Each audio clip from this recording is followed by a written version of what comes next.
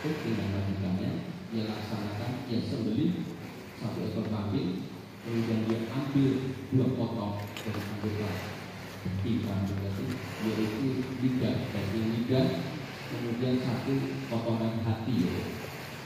Maka diserahkanlah oleh hikmah itu kepada manusia.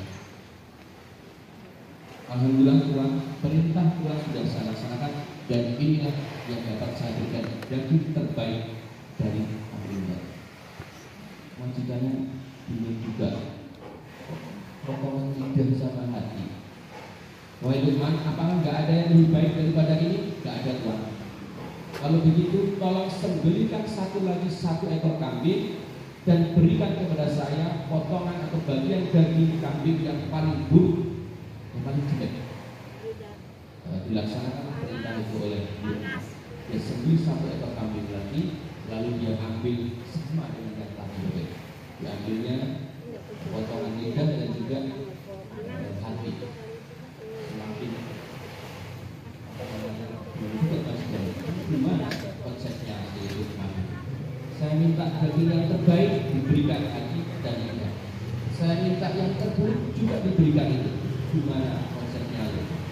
Maka Luqman tadi menjawab, wahai Tuhan, inilah jawaban dari permintaan Tuhan.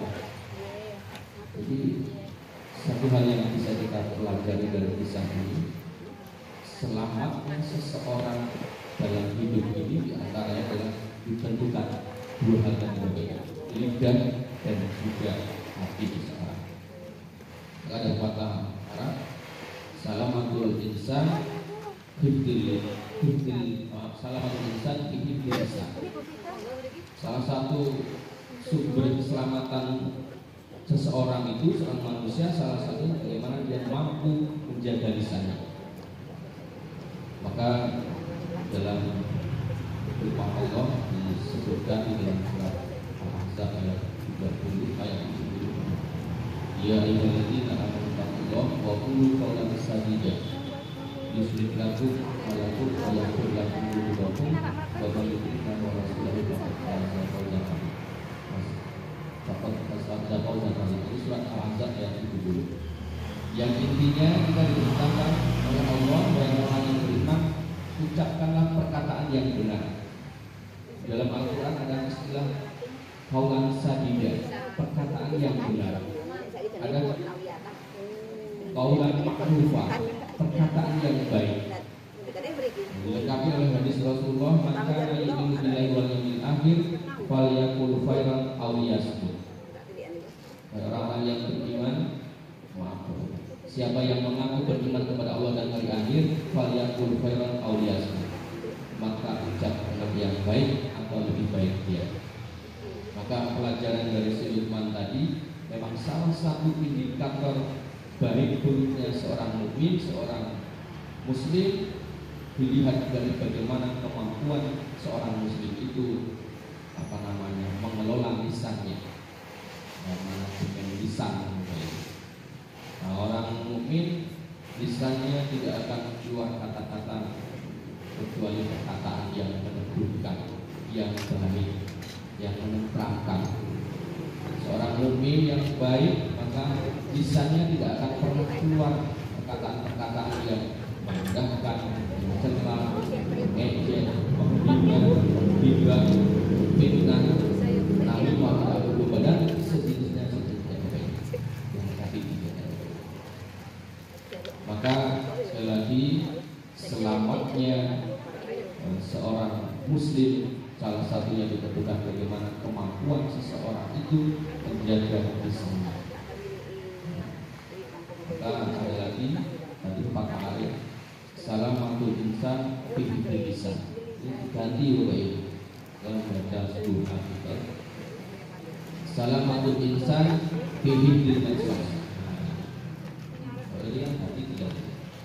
Jadi seseorang yang mampu memanajemen media sosialnya ini juga akan menentukan maka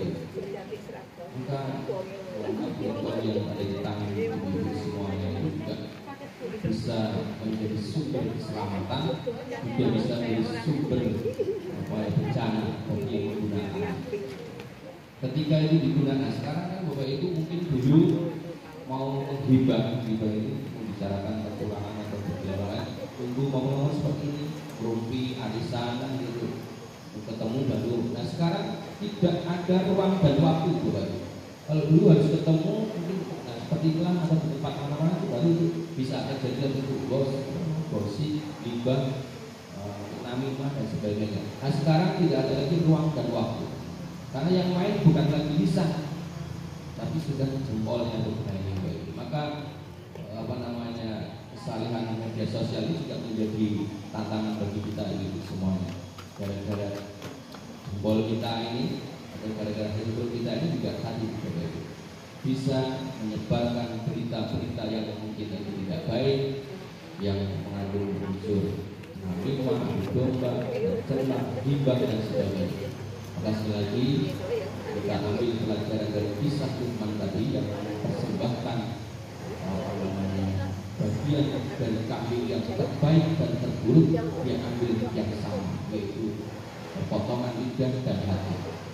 Kemudian yang kedua Bapak itu yang terkait dengan hati, kata Rasulullah di dalam tubuh kita ini, jasad kita itu ada segumpal darah yang apabila darah itu baik, selamat, maka akan menjadi penyelamat bagi yang lainnya.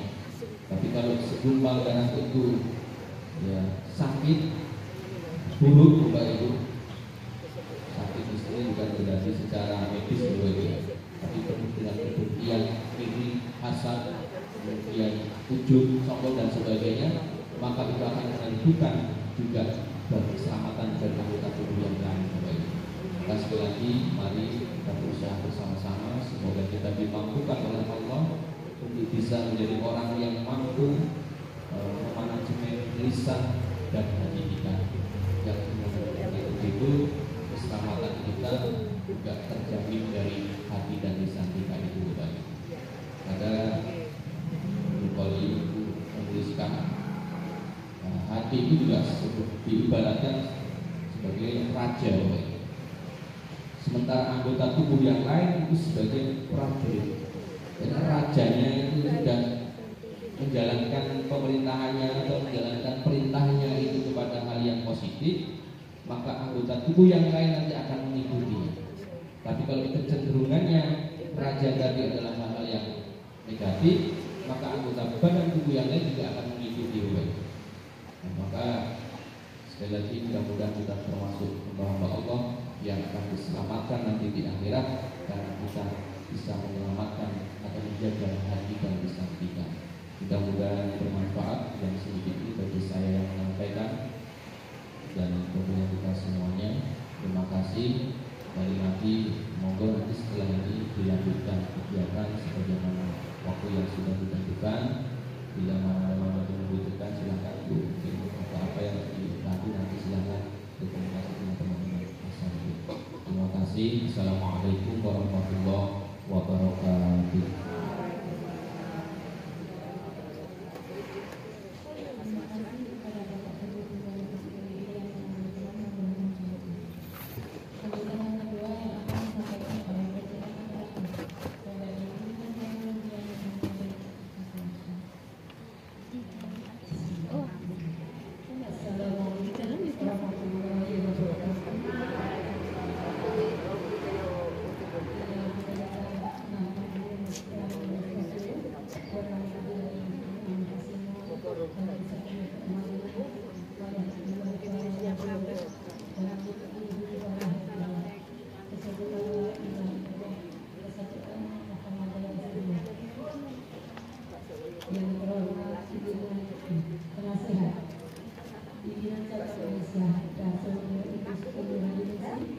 Yang